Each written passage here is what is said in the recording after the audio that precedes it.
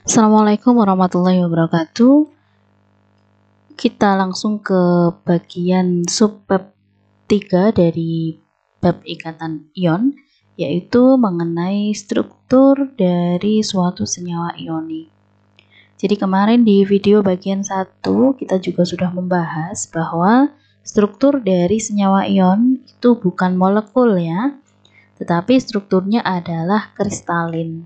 Nah, kristal dari senyawa ion itu kalau kita lihat adalah seperti pada gambar ini. Nah, gambar yang kiri ya, ini gambar yang kiri ini adalah gambar dari Na+ dan Cl- ion-ion ya, ion-ion Na+ dan ion-ion Cl- ketika wujudnya adalah gas. Jadi NaCl gas itu wujudnya seperti ini. Jadi ion-ionnya digambarkan agak renggang gitu ya antara satu ion dengan ion yang lain. Nah, ketika NaCl ini berwujud padat, yang kemarin juga sudah kita bahas bahwa wujudnya adalah kristal atau kristalin. Kristal NaCl itu kalau digambarkan seperti ini.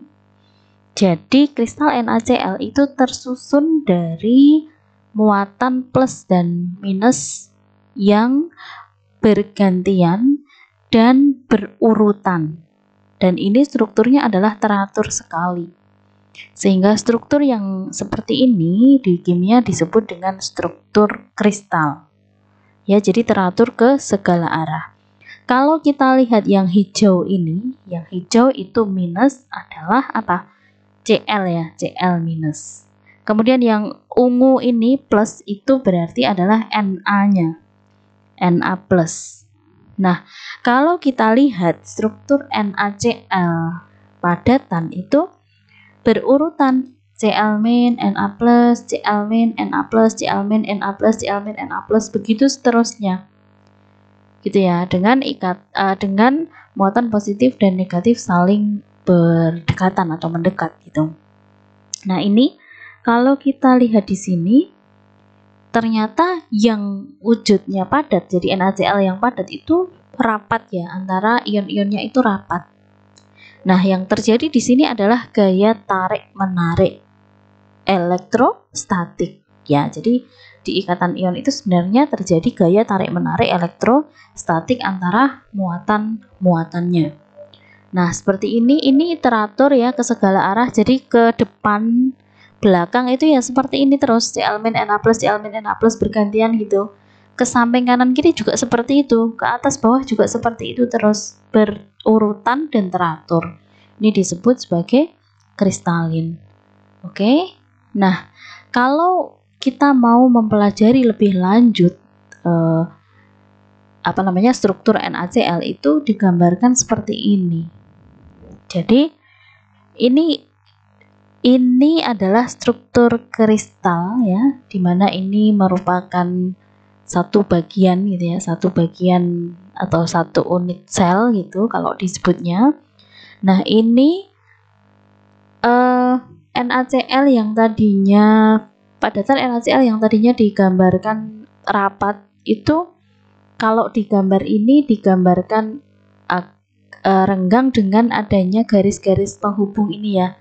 Jadi ini digambarkan begini supaya kita lebih bisa belajar memahami lebih lanjut gitu ya. Maksudnya adalah seperti itu. Jadi ini gambar ini sebenarnya adalah gambar yang gambar ini itu sebenarnya dihasilkan dari gambar yang hijau dan ungu tadi gitu ya. Cuma ini digambarkan renggang supaya ini memang kita bisa pelajari bersama. Nah, kalau kita lihat di sini ada hitam dan merah. Nah, hitam ini siapa?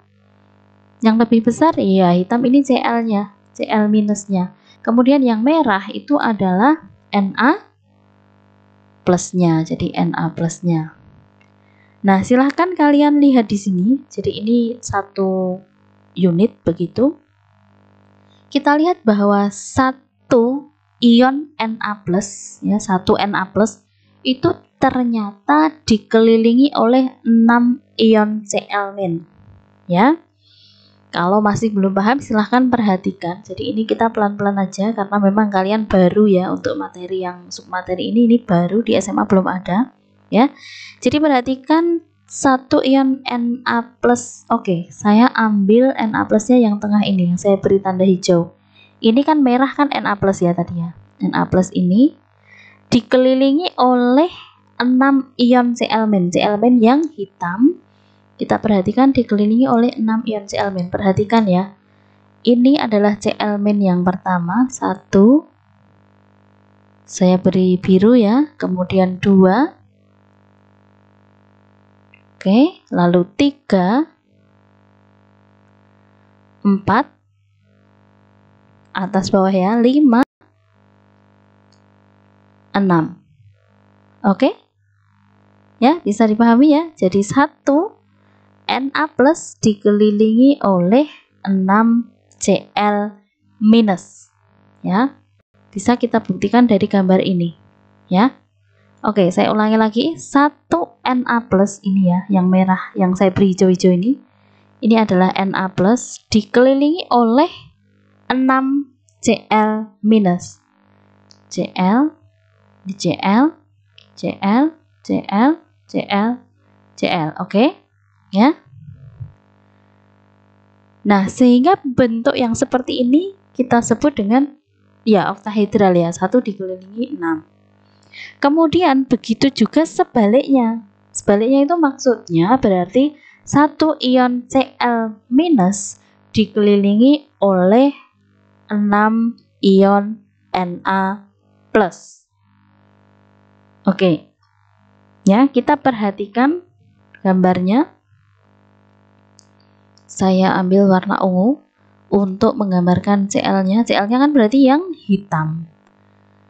Kalau kita lihat gambar yang ini, ya supaya nggak bingung ya. Ini kalau kita kita anggap sebagai ion Cl- yang ini, yang ungu ini akan dikelilingi oleh 6 ion Na+. Na+ tadi yang merah ya.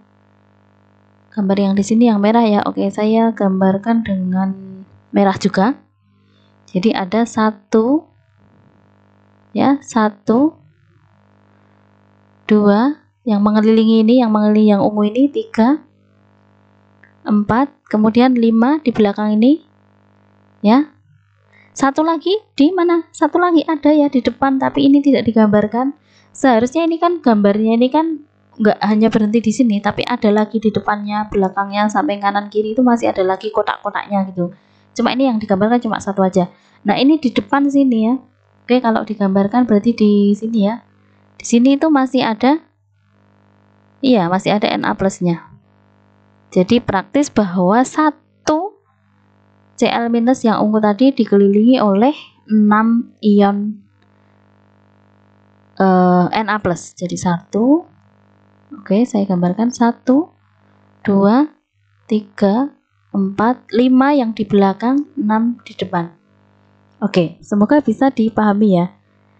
Oke, jadi kesimpulannya adalah 1 ion Na plus dikelilingi oleh 6 ion Cl minus, dan sebaliknya 1 ion Cl minus dikelilingi oleh 6 ion Na plus. Nah, angka 6 ini karena 1 dikelilingi 6 gitu ya. Angka 6 itu kita sebut dengan bilangan koordinasi. Jadi bilangan koordinasi NaCl adalah 6. Ya. Dan struktur dasarnya adalah tadi oktahedral karena 1 dikelilingi 6. Oke, nah struktur NaCl ini jadi gini, struktur dari senyawa ion itu macam-macam ya. Ada yang punya bilangan koordinasi 6, contohnya NaCl. Itu strukturnya secara umum kita sebut sebagai struktur rock salt. Kemudian ada juga senyawa ion yang bilangan koordinasinya bukan 6 melainkan 4. Ya. Jadi nanti struktur dasarnya adalah tetrahedral. Jadi macam-macam. Nanti juga ada yang namanya struktur rutil, ya.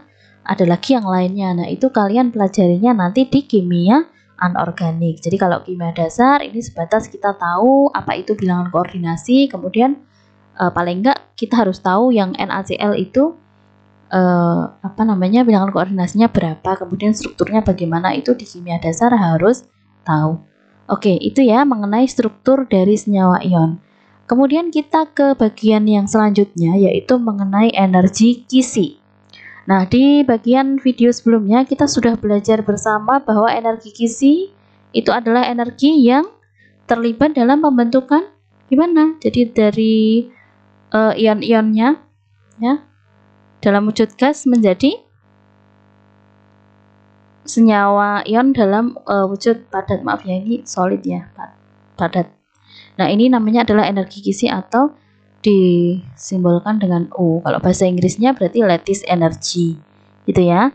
Nah, karena di dalam ikatan ion itu terjadi gaya tarik-menarik elektrostatis ya, sehingga ini yang kita pakai adalah hukum. Kalau gaya tarik-menarik elektrostatik berarti ada muatan negatif dan positif yang saling tarik-menarik. Itu kita gunakan konsep dari hukum Coulomb ya. Tulisannya benar nggak ini? Ya, hukum Coulomb ya. Nah, hukum Coulomb itu kalau gaya Coulomb kan rumusnya berarti Q1 Q2 per R kuadrat. Nah, tapi ini bukan gaya, melainkan energi. Jadi rumusnya adalah Q1 ini muatan ya, muatan Q1 kali Q2 per R ya, karena K ini adalah konstanta. Jadi energi Kisi itu bisa kita rumuskan dengan Q1 kali Q2 per R ya, dimana R ini maksudnya adalah berarti jari-jari ya, jari-jari dari senyawa. Jadi misalkan NaCl ya berarti jari-jarinya berapa kayak gitu. Kemudian ini Q1 ini adalah muatan ya.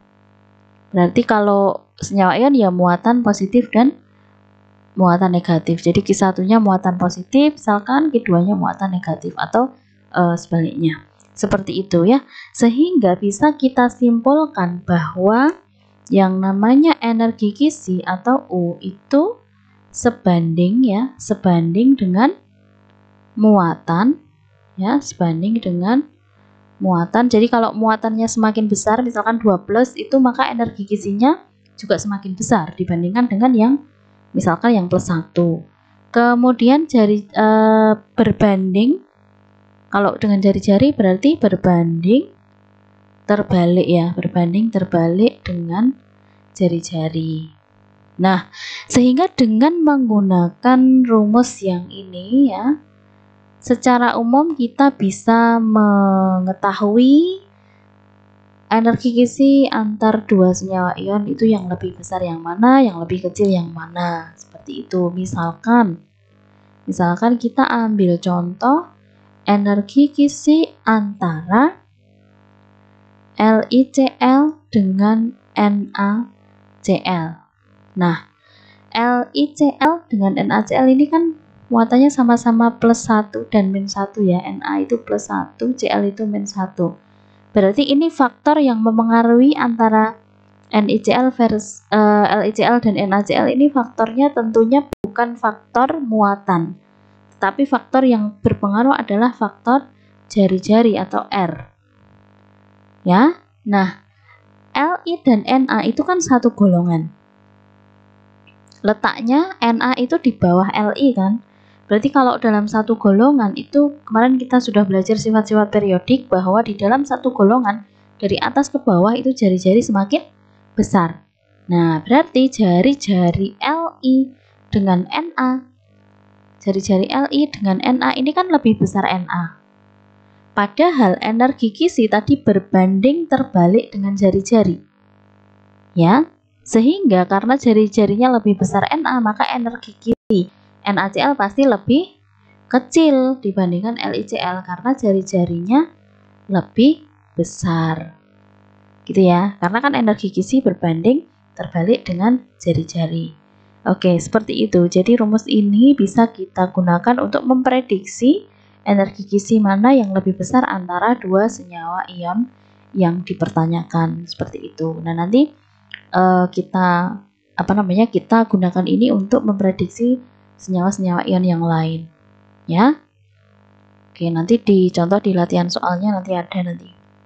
Kemudian ini adalah perbandingan dari jari-jari ya, jari-jari antara KCl dengan NaCl. Jadi Na dengan K itu kan letaknya lebih di bawah ya. K itu letaknya lebih di bawah daripada Na. Sehingga K itu pasti jari-jarinya lebih panjang dibandingkan dengan Na. Nah, kalau jari-jarinya K lebih panjang dibanding Na, maka jari-jari senyawanya pasti juga lebih besar dibandingkan dengan NaCl. Jadi KCl itu punya jari-jari lebih panjang dibandingkan dengan NaCl. Yang diakibatkan tadi, jari-jari K itu lebih besar dibandingkan jari-jari Na. Sehingga energi kisinya gimana nih kalau KCl dengan NaCl? Nya ketahuan ya, kalau energi kalau jari-jari KCl-nya lebih besar, berarti energi kisinya lebih kecil. Berarti energi kisi KCl lebih kecil dari energi kisi NaCl karena jari-jari tadi berbanding terbalik dengan energi kisi. Oke, seperti itu ya. Jadi nanti kita bisa gunakan ini untuk senyawa-senyawa yang lainnya. Oke, kemudian kita ke subbab terakhir dari ikatan ion, yaitu sifat dari senyawa ion. Nah, sifat dari senyawa ion ini nanti di modul sudah ada, kalian bisa baca sendiri, jadi kita bahas secara singkat aja ya. Untuk sifat dari senyawa ion yang pertama adalah padatannya tidak dapat menghantarkan listrik, tetapi lelehan dan leburannya dapat menghantarkan listrik. Oke, jadi ini jelas ya, kalau padatan NaCl, garam dapur, itu kalau padat kan dia tidak bisa menghantarkan listrik ya. Tetapi kalau misalkan padatan NaCl tadi dilarutkan dalam air, maka air garam tadi itu bisa menghantarkan listrik. Nah, ini sebabnya adalah karena kalau padatan itu tadi strukturnya adalah mampat ya, sehingga ion-ionnya itu nggak bisa bergerak bebas kalau padat. Kalau ion-ionnya tidak bergerak bebas kan artinya dia tidak bisa menghantarkan listrik. Jadi adanya listrik yang mengalir itu kan tidak lain dan tidak bukan adalah karena adanya muatan atau ini ya, ion yang mengalir gitu ya, muatan plus dan atau adanya elektron yang mengalir gitu ya, adanya elektron yang mengalir. Jadi tadi Na+, Cl- itu kan ada elektron ya yang dilepas dan diterima. Jadi kalau elektronnya itu bisa mengalir, maka bisa menghantarkan listrik. Nah, padatan senyawa ion itu nggak bisa ya, karena strukturnya mampat sehingga elektronnya tidak bisa bergerak dengan leluasa. Nah, tapi kalau lelehan dan apalagi larutan gitu ya, lelehan, leburan itu sama ya, maksudnya ini larutan ya, dan larutan ya. Lelehan dan larutan itu kan dia sudah terionisasi. Kalau larutan itu berarti muatannya itu elektronnya itu bisa bergerak dengan leluasa sehingga larutan NaCl itu bisa menghantarkan listrik. Nah, secara singkat adalah seperti itu. Kemudian yang kedua adalah sifatnya cenderung memiliki titik lebur dan titik leleh yang tinggi. Nah, ini kalau sifat seperti ini ya, semua sifat itu tergantung dari struktur ya. Karena tadi strukturnya kalau padat itu kristalin ya, dia mampat, rapat begitu, maka ya otomatis titik lelehnya kan tinggi. Jadi titik leleh tinggi itu diperlukan energi yang tinggi untuk melelehkan senyawa itu gitu. Oke, kemudian yang ketiga, mudah larut dalam pelarut polar yang memiliki tetapan dielektrik tinggi. Jadi kalau kita melarutkan garam dalam air, air itu senyawa kovalen polar ya, akan kita pelajari di bab selanjutnya. Jadi air itu polar, kemudian kalau garam dilarutkan, garam kan senyawa ion. Kalau dilarutkan dalam pelarut polar berarti bisa larut, karena pelarut polar itu juga sifatnya tadi ya, bisa mengkutub atau istilahnya mempolarisasi gitu ya, membuat kutub dari senyawanya itu tadi. Nah, ini berkaitan dengan strukturnya juga gitu ya. Struktur yang tadi ada kaitannya dengan di bagian 1 tadi. Kemudian sifat yang keempat adalah pada umumnya keras tetapi rapuh. Nah, ini jelas sekali. Jadi garam dapur contohnya itu kan keras ya. Tapi kalau dia itu diberi pukulan sedikit saja atau diketuk gitu, dia mudah rapuh. Jadi ini sifat dari senyawa ion itu padatannya ya keras tetapi rapuh gitu ya. Nah, yang kelima ada lagi yang belum tertulis di sini adalah dalam suhu ruang itu senyawa ion Senyawa ion berwujud apa? Kalau dalam dapur dalam suhu ruang berwujud padat ya. Dalam suhu ruang senyawa ion, semua senyawa ion itu berwujud padat ya. Oke, kalau senyawa kovalen gimana? Ya ada yang padat, ada yang cair, ada yang gas gitu. Nah, itu bedanya. Oke, jadi ini tadi mengenai ikatan ion. Jadi semuanya insya Allah sudah jelas ya. Nanti kalau ada yang belum jelas bisa bertanya, kemudian silahkan kalian mengerjakan latihan-latihan soal yang sudah Ibu berikan sehingga nanti bisa tahu sampai di mana pahamnya, atau mana yang bagian yang kurang paham, mana yang sudah paham, itu bisa diketahui dari kalian mengerjakan soal-soal latihan. Oke, sampai di sini dulu. Insya Allah kita bertemu di bagian selanjutnya. Terima kasih atas perhatian kalian. Wassalamualaikum warahmatullahi wabarakatuh.